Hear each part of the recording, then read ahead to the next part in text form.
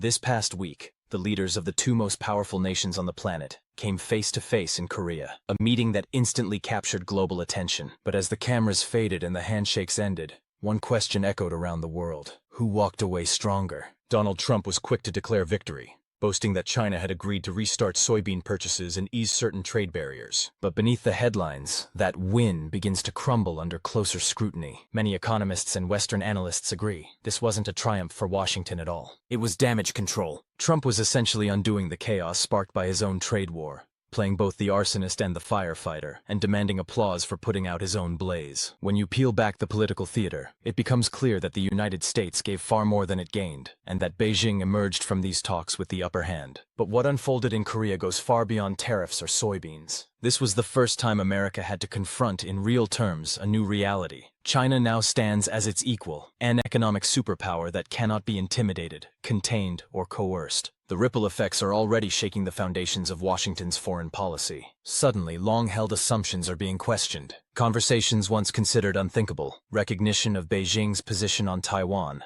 a possible reduction of U.S. military presence in the Indo-Pacific, and even a normalization of trade, are now on the table. The balance of global power has shifted, and the U.S. is being forced to adjust to a world where it no longer calls all the shots. But before we dive into what this means for the future, let's examine the details of what actually came out of Korea. Who truly won this trade showdown? According to Bloomberg's analysis of the agreement, the concessions tell the story clearly. On the American side, several major compromises stand out. Washington agreed to cut tariffs on fentanyl-related goods from 20% to 10%. The White House also froze plans to expand its entity list, a move that would have placed hundreds of new Chinese firms under trade restrictions. And perhaps most striking of all, Trump dropped his threat to impose 100% tariffs. Instead, Chinese goods will now face just a 10% tariff for the next year.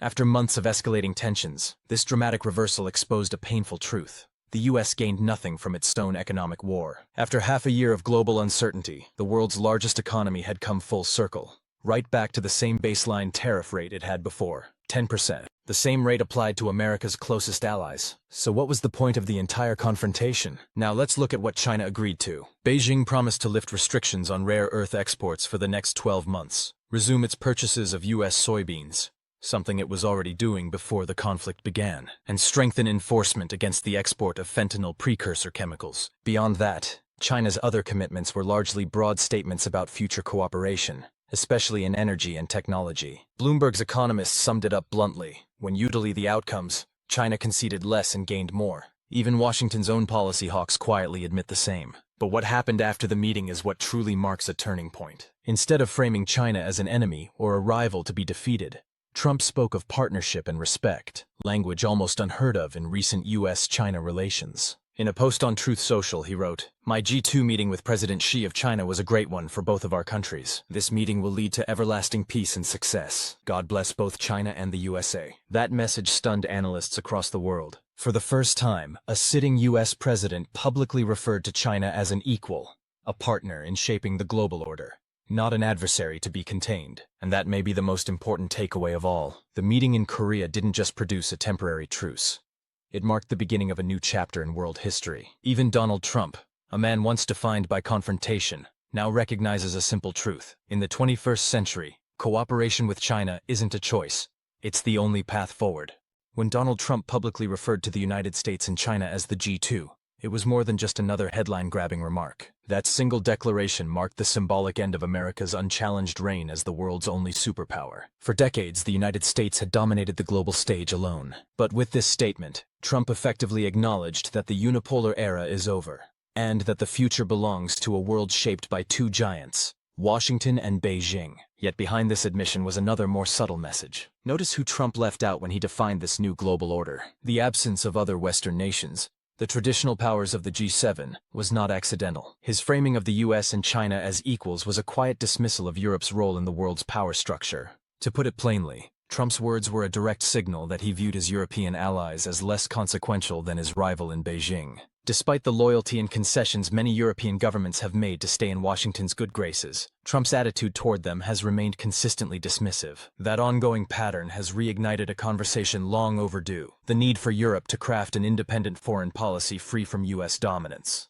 Even Japan, the only Asian member of the G7, has found itself navigating this shifting landscape. Tokyo remains tightly aligned with Washington, but recent developments show subtle recalibrations. When Prime Minister Takashi Sanane, once known for her tough stance on China, met with President Xi and agreed to stabilize relations, many analysts were taken aback. Her sudden shift wasn't an accident. It likely came with quiet approval from the White House, which continues to exert deep influence over Japanese politics. In an unexpected twist, this growing acceptance of China as a global equal hasn't just come from politicians. It's now being echoed by the Western media itself. Coverage that once portrayed China as a threat is now shifting toward acknowledgement and even reluctant respect. Look at the tone of major outlets during the recent trade summit. CNN described the Xi-Trump meeting as a clear win for Beijing regardless of the outcome. The Financial Times called China a peer rival, while The Guardian openly admitted that America has discovered even a superpower can be pushed back. For those who've been following U.S.-China relations for years, this is unprecedented. Never before has the Western press portrayed China in such a balanced light. And the data backs this up. A study from the South China Morning Post analyzed a decade's worth of coverage from major Western newsrooms,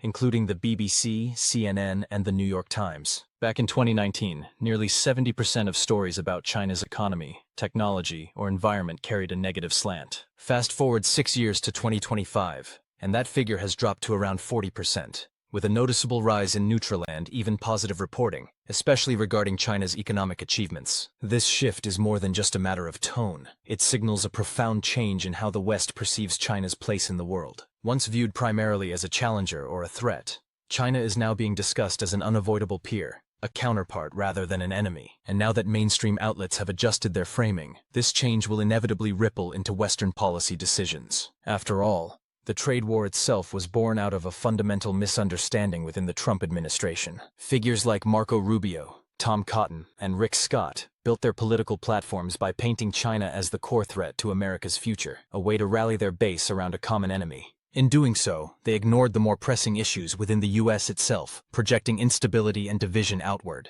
That same thinking bled into the administration's trade policies. Key officials, including Secretary of Commerce Howard Lutnick, underestimated China's resilience and overestimated America's leverage. They believed their own narrative, that China was dependent on the U.S. economy and had no real alternatives. But that illusion collapsed quickly. The trade conflict revealed the opposite truth. China had developed enough internal strength to stand its ground, forcing Washington to recognize it as a genuine equal. Now, even some of the most hawkish policy institutions in Washington are beginning to adjust their tone. Think tanks that once insisted on strategic confrontation are now publishing arguments for coexistence, outlining frameworks for a stable relationship between the two superpowers. A recent piece in Foreign Affairs even suggested that the U.S. must evolve beyond the mindset of zero-sum rivalry and find pathways toward a normal relationship with Beijing. Both nations, ironically, are led by similar nationalist visions. Trump's Make America Great Again mirrors Xi Jinping's great rejuvenation of the Chinese nation. But these parallel ambitions don't necessarily have to clash. They could, in theory, complement one another, allowing both countries to advance their interests without direct conflict. A balanced framework could allow the U.S. and China to cooperate in specific economic areas that benefit both sides while maintaining independence in strategic sectors. This approach would move the relationship away from constant competition and toward a model of mutual gain, where neither side feels dominated or exploited. Even on the issue of Taiwan, long considered the most dangerous flashpoint, this new vision suggests de-escalation over confrontation. Washington could soften its stance on formal independence, while Beijing could scale down military provocations. Such diplomatic gestures could open the door for peaceful dialogue and align with Trump's self-styled image as a dealmaker eager for historic breakthroughs. If this vision holds, it could define the next phase of U.S.-China relations, one not driven by ideology,